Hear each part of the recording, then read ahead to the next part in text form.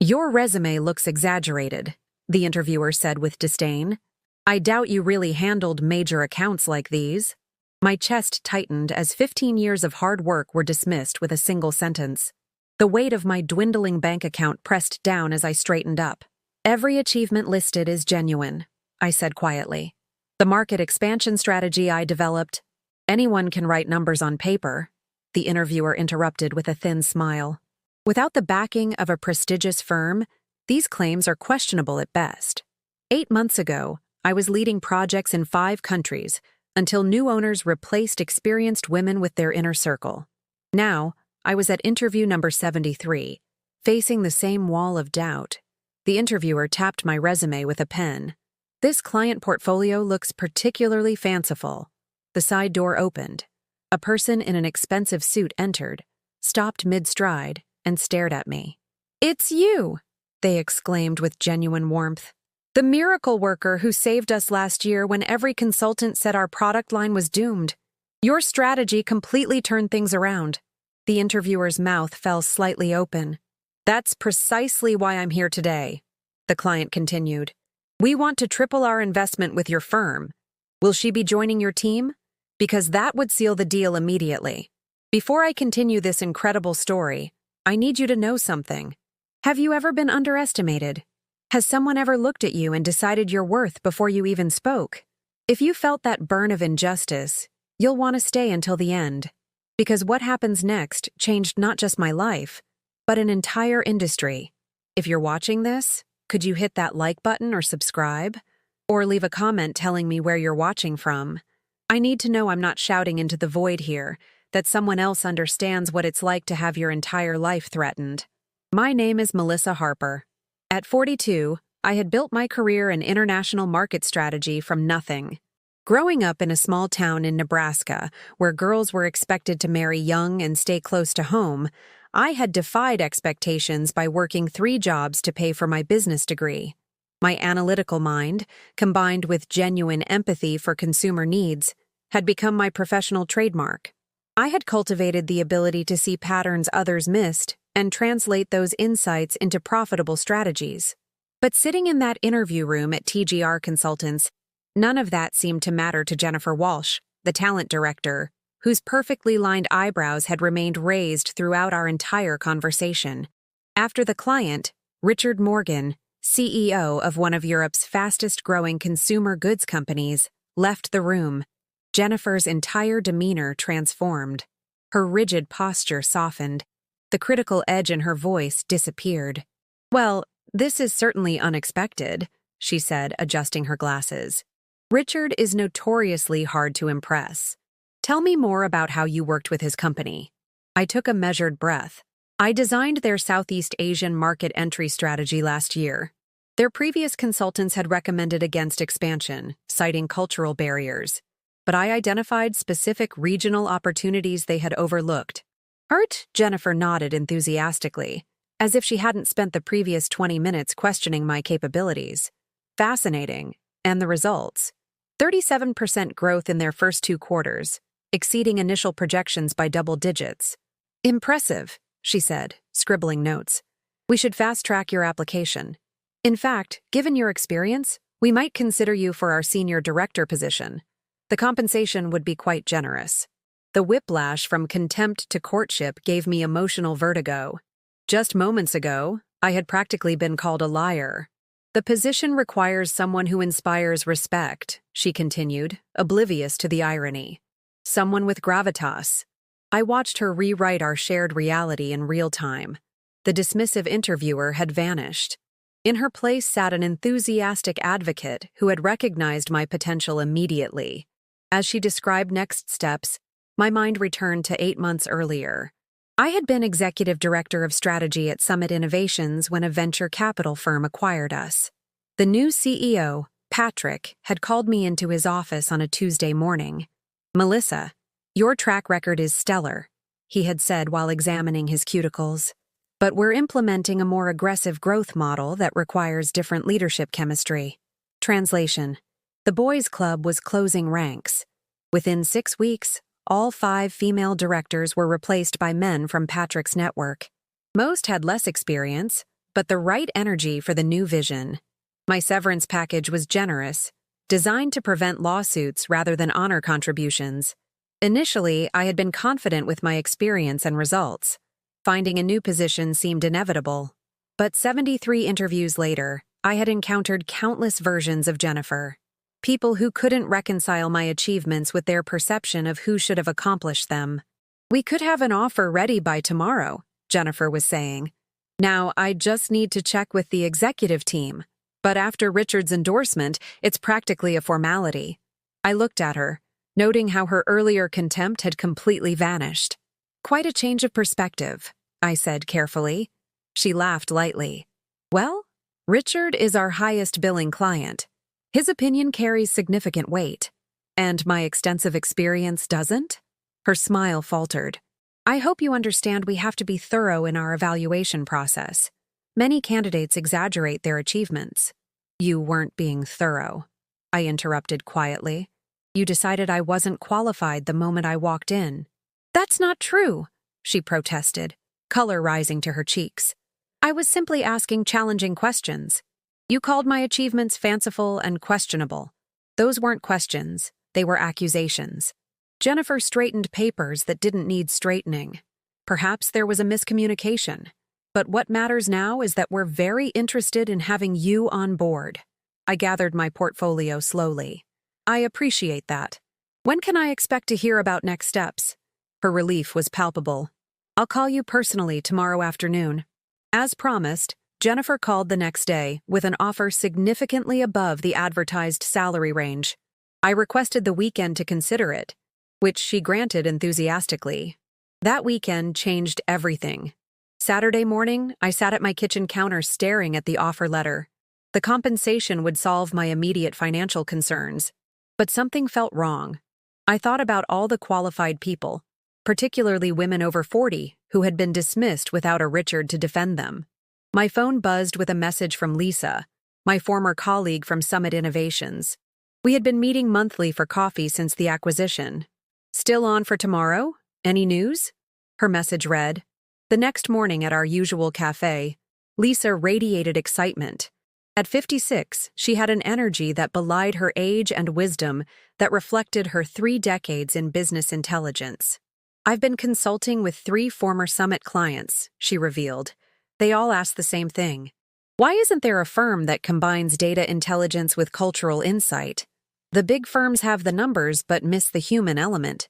I nodded, remembering how many times our recommendations at Summit had been challenged by executives who couldn't see beyond spreadsheets. "So, I've been thinking," Lisa continued, leaning forward. "What if we create that firm? You, me, maybe bring in Amanda for her digital expertise." Amanda Johnson had been our digital transformation leader at Summit, another casualty of the acquisition. "You mean start our own company?" I asked. "Exactly. Between us, we have contacts on 4 continents. My severance is still intact, and I assume yours is too." I pulled out TGR's offer letter and slid it across the table. Lisa reviewed it and whistled. "Impressive figure, but your face tells me you're not excited." And the interviewer spent 20 minutes telling me my experience wasn't credible until her client walked in and recognized me. "And now they're desperate to hire you," Lisa said, understanding immediately. Classic. If I take this job, I'm entering another company where my value is determined by who validates me, not what I've accomplished. Lisa returned the letter. "So what's your alternative?" For the first time in months, energy shot through me. "Maybe you just suggested it." Over the next 3 hours, we sketched the outline of what would become Prism Strategies. Our vision: a consultancy specializing in markets that major firms considered challenging, regions they typically approached with Western models that missed crucial cultural nuances. By Monday morning, I had drafted a respectful decline to TGR and scheduled calls with Amanda and 2 other former colleagues who had been sidelined during Summit's acquisition. Jennifer's response arrived minutes after my email. "This is disappointing. Perhaps we can increase the compensation package. Richard specifically asked about you this morning." I replied that my decision wasn't about money, thanked her for her time, and closed my laptop with a finality that felt liberating. The first 6 months building Prism were the most challenging and rewarding of my career. Lisa, Amanda, and I pooled our severance packages as seed capital. We worked from Lisa's converted garage using our industry connections to secure initial meetings. Our first breakthrough came unexpectedly. David Reynolds, a mid-level manager at a consumer electronics company, had been in one of my workshops years earlier. He reached out after hearing I had started a new company. My team has been pushing for Southeast Asian expansion, but our consultants say the markets aren't ready, he explained. I remembered how you approached similar challenges. Would you consider providing an alternative assessment? The project budget was modest, but the opportunity was perfect. We spent 3 weeks developing a comprehensive analysis that identified specific entry points overlooked by traditional metrics.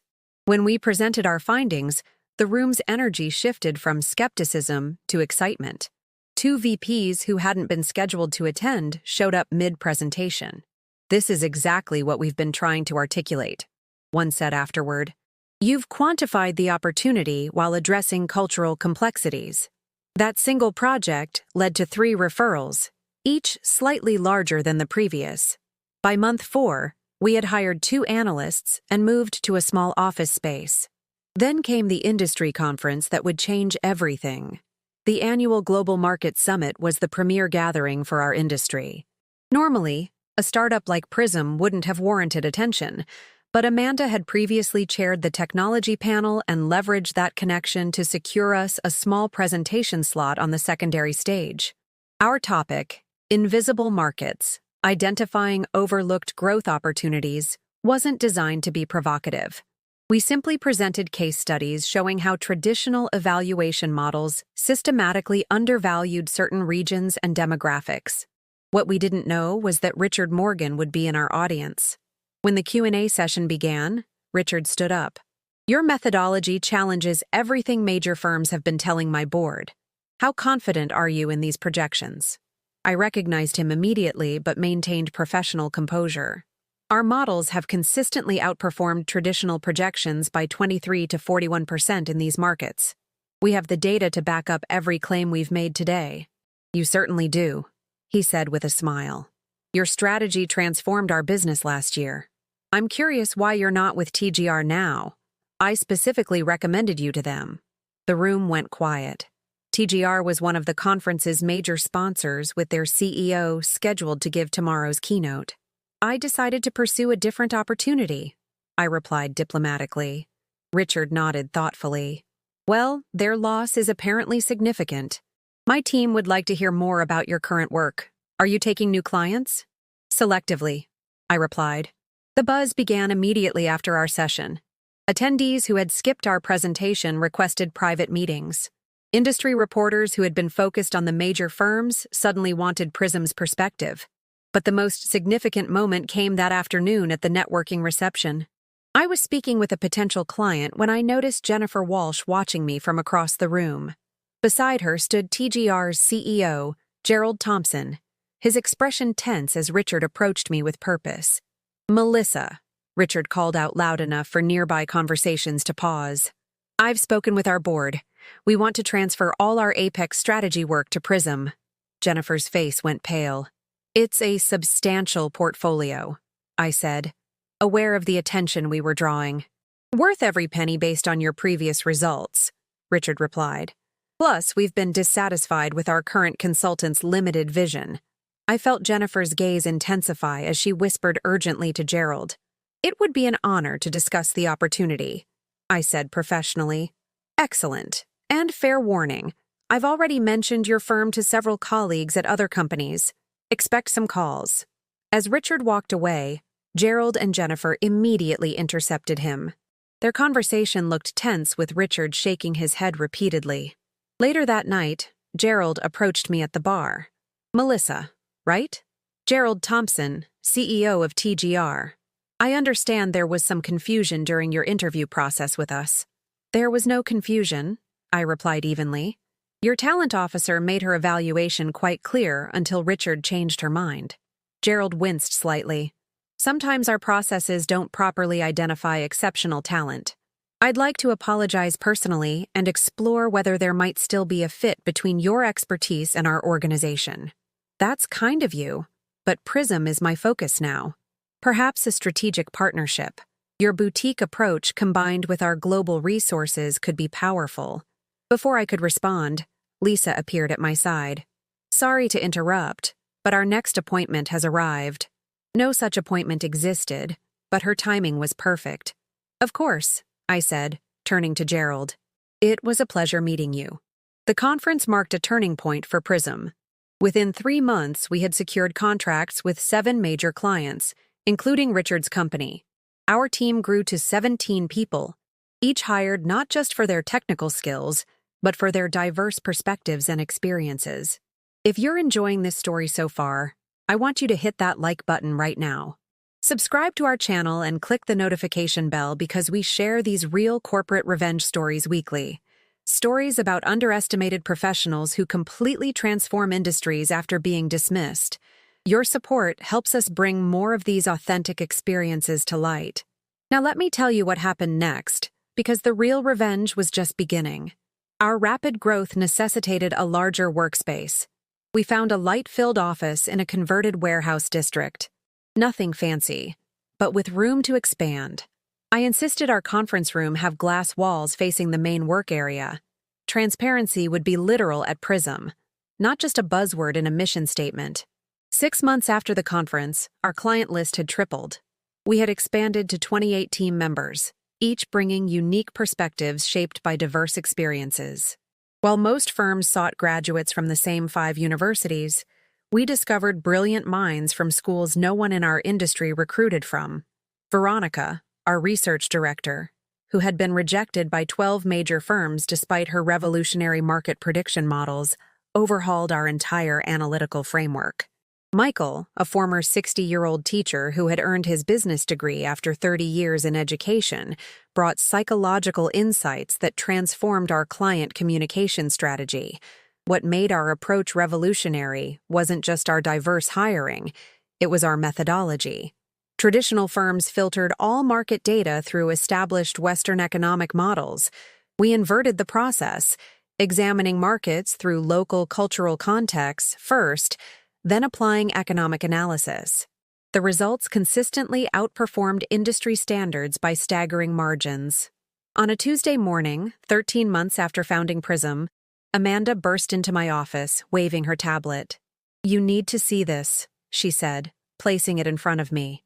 The industry newsletter headline read, "TGR launches new division, Horizon Markets." The article detailed how TGR was creating a specialized unit focused on undervalued international markets with unique cultural considerations, language nearly identical to Prism's marketing materials. "They're copying our entire model," Amanda said, crossing her arms. I scrolled through the article. "And guess who's leading the division?" "Who?" "Jennifer Walsh." Amanda's eyes widened. "The same woman who said your experience wasn't credible?" "The very same." Later that day, Lisa discovered something even more concerning. TGR had scheduled meetings with 3 of our largest clients offering similar services at significantly reduced rates. "They're undercutting us by 30%, Lisa reported. "They can afford to operate at a loss to capture market share." I leaned back in my chair considering our options. They can copy our approach and undercut our prices, but they can't replicate our team or thinking. Let's accelerate development of the evaluation framework. The framework Lisa and I had been developing was our most innovative creation yet. A talent evaluation model that identified overlooked potential in job candidates by assessing skills through scenario-based challenges rather than traditional credentials. "It's still in beta," Lisa warned. "Then we'll refine it faster. This isn't just about business anymore. It's about proving our entire philosophy works." Over the next 3 weeks, we worked tirelessly to perfect the framework. When we finally tested it with a client's hiring team, the results exceeded even our expectations. The system identified exceptional candidates who had been previously filtered out by conventional evaluation methods. Our client, the innovation director at a tech company, was amazed. These candidates never would have passed our initial screening. Their backgrounds don't fit our usual pattern. "That's precisely the point," I explained. "Excellence doesn't follow a single pattern." Word spread quickly. While TGR focused on copying our market analysis approach, we shifted the conversation entirely. Instead of just helping companies find overlooked markets, we now helped them find overlooked talent to develop those markets. 2 months later, we received an unexpected email from Daniel Rodriguez, TGR's Client Services Director, requesting a meeting. Curious about his intentions, I accepted. Daniel arrived punctually, impeccably dressed and visibly uncomfortable. After brief pleasantries, he got straight to the point. TGR would like to discuss the possibility of acquiring Prism Strategies, he said. Our board believes there could be significant synergies between our organizations. I maintained a neutral expression despite my surprise. That's an interesting proposition. May I ask what prompted this interest? Your growth has been remarkable, he replied carefully. Your methodologies, particularly your talent evaluation framework, have generated considerable industry attention. The same methodologies TGR is currently trying to duplicate. He shifted in his seat. There may have been some parallel development, but our leadership recognizes that your team has a unique approach that would be valuable to our organization. I see. And who proposed this acquisition? It was a board-level decision, he said, avoiding my gaze. Gerald Thompson is personally interested in discussing terms with you. I nodded slowly. Please tell Gerald I'm open to a conversation. However, I'd like the initial meeting to include whoever would oversee integration if an acquisition moves forward. That would be Jennifer Walsh, Daniel said. She's now our Executive Vice President of Strategy and Integration. I smiled. Perfect. Please schedule the meeting as soon as possible. After Daniel left, Amanda and Lisa bombarded me with questions. Are you really considering selling to them? Amanda asked incredulously.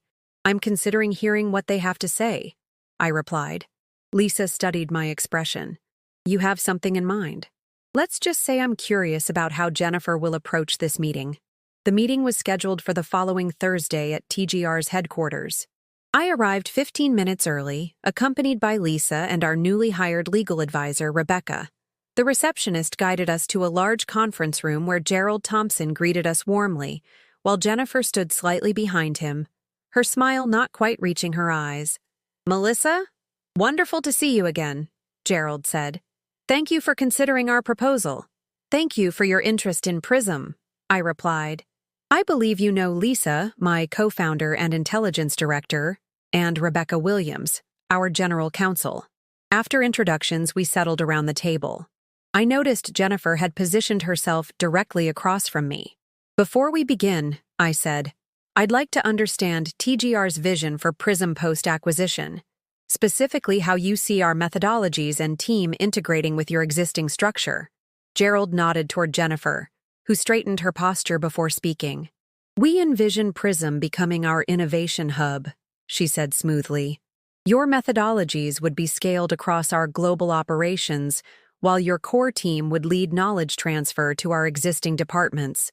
And our talent evaluation framework, the one that identifies overlooked candidates.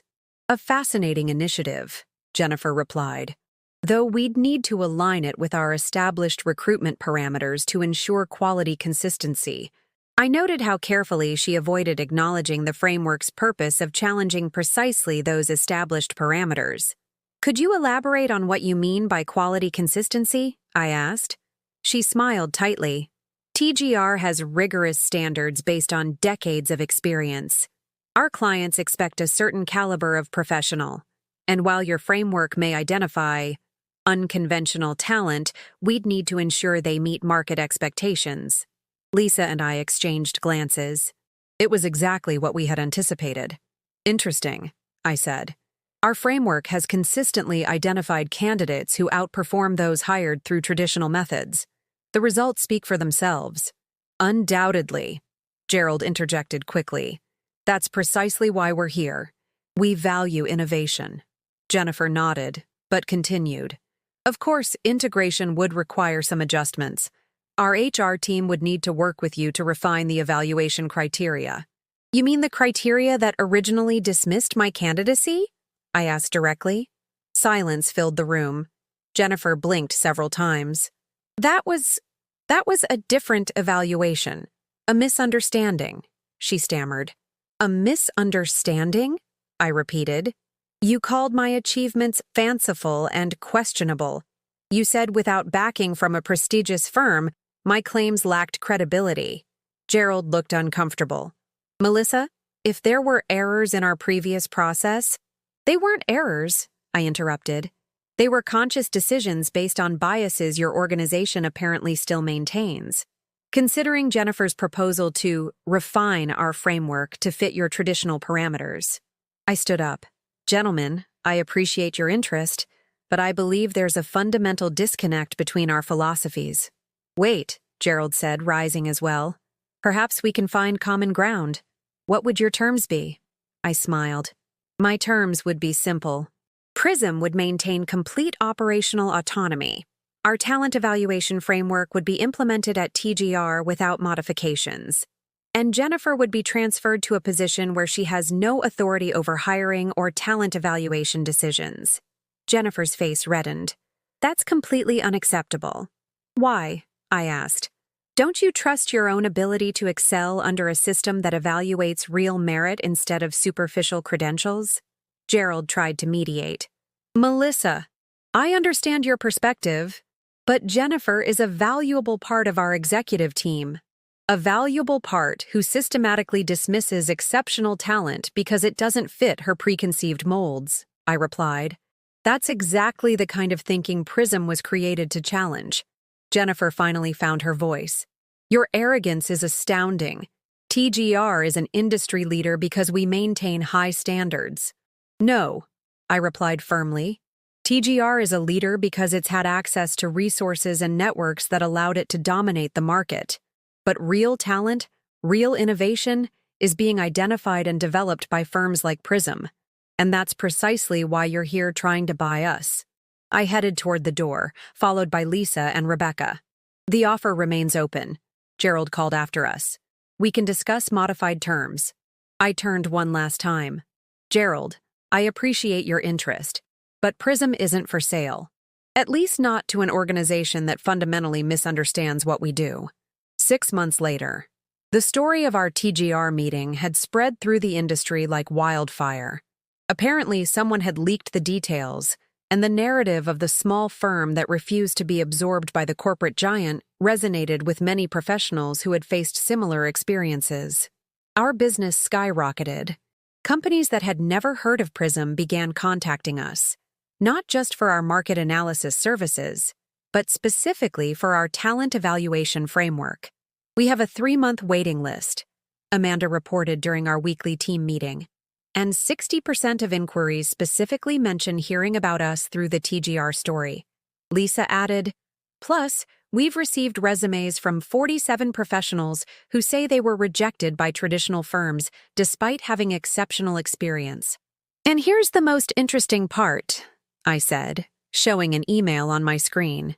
Richard Morgan sent me this yesterday. I read aloud. Melissa, thought you'd be interested to know that 3 of our major competitors have begun implementing methodologies similar to Prism's. Even TGR has attempted to approach us with a revised approach that acknowledges cultural factors. It seems your small firm has started a revolution in the industry. The team applauded and I smiled, feeling a deep satisfaction that went beyond financial success. 1 year later, Prism had grown to 75 employees across 4 offices. Our business model had evolved beyond traditional consulting. We now offered certifications in our talent evaluation framework, had launched a digital platform connecting undervalued professionals with progressive companies, and had begun publishing research that was redefining how the industry thought about talent and potential. But the most satisfying moment came during that year's Global Market Summit. I was invited as the keynote speaker, an honor I never would have imagined 2 years earlier when we presented on the secondary stage. My topic, Beyond Bias, Building Organizations that Truly Value Talent. After my presentation during the Q&A session, a hand went up in the audience. It was Jennifer Walsh. Melissa, she said, her voice carrying clearly through the microphone. Your presentation was enlightening.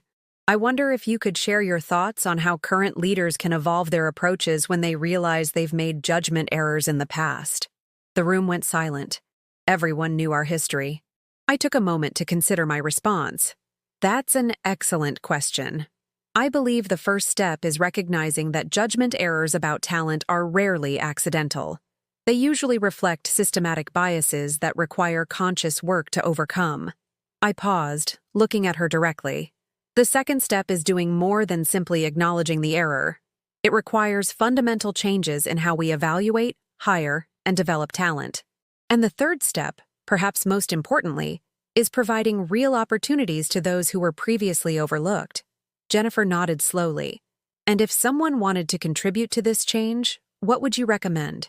I'd start by honestly examining their own past decisions, I replied, identifying patterns in who they've valued and who they've dismissed, then actively seeking opportunities to rectify those errors, not just with words, but with actions. After the conference, Jennifer approached me. Melissa, I know our initial encounter was unfortunate, she said. I've been following Prism's work, and I've come to realize that my approach to talent evaluation has been fundamentally flawed. What changed your perspective? I asked with genuine curiosity. Watching the results, she replied honestly. Seeing how the candidates Prism has identified have consistently outperformed those selected through traditional methods. Seeing how professionals I would have automatically dismissed have led innovative transformations at their organizations. She nodded toward my team, who were across the room. And seeing what you've built, not just as a business, but as a movement. And what do you plan to do with this new perspective? I asked. I've been working on a proposal for TGR, she said. A pilot program that would implement elements of your evaluation framework. I know it's not the same as fully adopting your methodology, but it would be a start. I considered her words. And if the pilot program shows positive results, then I'd hope it would be expanded. And if TGR isn't willing to make those changes, she paused, then perhaps it's time I consider my own options. 2 years later, I received an unexpected call from Jennifer. Her pilot program at TGR had been successful, but as she had predicted, the organization had been slow to adopt broader changes. I've made a decision, she said. I'm leaving TGR to start my own consultancy focused on helping established organizations adopt more equitable talent evaluation practices. And how can I help? I asked. I was wondering if Prism would be interested in a partnership, she said. Not an acquisition or merger, but a collaboration where your expertise in identifying overlooked talent combines with my knowledge of navigating organizational resistance to change. It was a proposition I had never anticipated, but one that made sense. Send me a formal proposal, I said.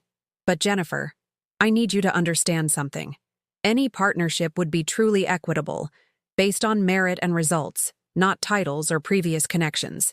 I wouldn't expect anything less, she replied. In fact, it would be insulting if it were any other way. 5 years later, Prism had grown to a 200-employee organization with offices in 12 countries.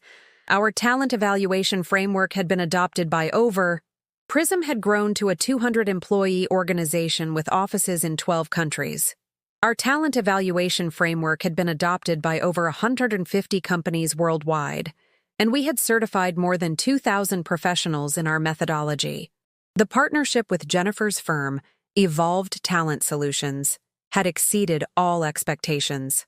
Her deep understanding of corporate resistance combined with our proven methodologies created a powerful force for industry transformation. But the moment that truly validated everything we had built came during a conference call with the World Economic Forum. Ms. Harper, the program director said, we'd like to invite you to present at our annual meeting on the future of talent identification. Your work has fundamentally shifted how global organizations think about human potential. After the call, I sat in my office, no longer the converted garage where we started, but a bright space overlooking the city, and reflected on the journey. My phone buzzed with a text from Lisa. Did you see the Harvard Business Review article? They're calling the Prism methodology the most significant advancement in talent evaluation in 3 decades. I smiled, remembering that first rejection interview with Jennifer. Sometimes the universe has a sense of humor about how it orchestrates justice, the real victory. But the statistics weren't what mattered most. What mattered were the stories that reached my desk every week. Sarah, A 58-year-old former teacher who had been rejected by 23 companies was now leading digital transformation at a Fortune 500 company after being identified through our framework. Marcus, whose unconventional background had been dismissed by traditional firms, had developed an algorithm that revolutionized supply chain efficiency for 3 major corporations. Elena, who had been told her accent made her unmarketable in consulting, was now running our European expansion and had been featured on the cover of International Business Weekly. Each success story represented someone who might have remained invisible under traditional evaluation methods. The industry transformation. The ripple effects had spread far beyond Prism. Competitors who had initially copied our market analysis approach were now desperately trying to replicate our talent identification success. Several major consulting firms had quietly approached us about licensing our framework. TGR itself had undergone significant changes. Gerald Thompson had retired, replaced by a CEO who immediately implemented company-wide bias training and adopted modified versions of our evaluation methods. Their diversity metrics had improved dramatically, and more importantly, their client satisfaction scores had reached record highs. The full circle moment. The ultimate vindication came exactly 5 years after that humiliating interview. I was invited to give the closing keynote at the Global Talent Summit, the industry's most prestigious event. As I walked onto the stage, I spotted familiar faces in the audience. Richard Morgan sat in the front row, beaming with pride. Lisa and Amanda were at their reserved table, Amanda holding up her phone to record the moment. And there, in the third row, sat Jennifer Walsh, not as an adversary, but as a colleague whose partnership had helped reshape an entire industry. 5 years ago, I began, I sat in an interview where I was told my achievements were fanciful and my experience questionable. Today, the methodologies born from that rejection have transformed how hundreds of organizations identify and develop talent. The audience erupted in applause. But this story isn't about revenge, I continued. It's about recognition. Recognition that excellence doesn't follow a single pattern. That innovation comes from diverse perspectives, and that when we expand our definition of who belongs in leadership, we don't lower our standards. We raise our results. The message. As I concluded my speech, I looked out at an audience filled with professionals who had their own stories of being underestimated, dismissed, or overlooked. To everyone watching who has ever been told they don't fit the mold, I said, remember this. The mold itself might be the problem. Your job isn't to squeeze yourself into someone else's narrow definition of success. Your job is to prove that success has room for your unique combination of talents, experiences, and perspectives. The standing ovation lasted nearly 5 minutes. Where we are today. Today, Prism continues to grow. But more importantly, the principles we established have become industry standard. The idea that talent can be found anywhere, that experience comes in many forms, and that potential shouldn't be limited by conventional expectations. These are no longer revolutionary concepts. They're simply good business. Jennifer and I often laugh about our first meeting. She frequently tells the story at her own speaking engagements, using it as a cautionary tale about the dangers of unconscious bias in hiring decisions. The most expensive mistake I ever made, she tells audiences, was almost missing the opportunity to learn from someone who would completely change how I think about talent evaluation. The final lesson. The real lesson of this story isn't that persistence always pays off, or that justice eventually prevails. The lesson is that when systems fail to recognize value, sometimes the solution isn't to keep knocking on the same doors. It's to build new doors entirely. Every rejection, every dismissal, every moment when someone looked at my resume and saw only what I lacked instead of what I offered, all of it contributed to creating something that wouldn't have existed otherwise. Sometimes the best revenge isn't getting the job you were denied. Sometimes it's creating an entire industry that ensures the next person won't face the same barriers you did. And sometimes, if you're really fortunate, the person who once dismissed you becomes one of your strongest allies in building that better future. Melissa Harper is the founder and CEO of Prism Strategies, author of Beyond the Resume, Identifying Hidden Talent in Plain Sight, and a frequent speaker on bias-free talent evaluation. Her methodologies have been adopted by organizations across 6 continents and have helped identify thousands of previously overlooked professionals who have gone on to leadership roles in their respective fields. If this story resonated with you, please share your own experiences in the comments. Have you ever been underestimated in a professional setting? How did you overcome those barriers? Your story might be exactly what someone else needs to hear today.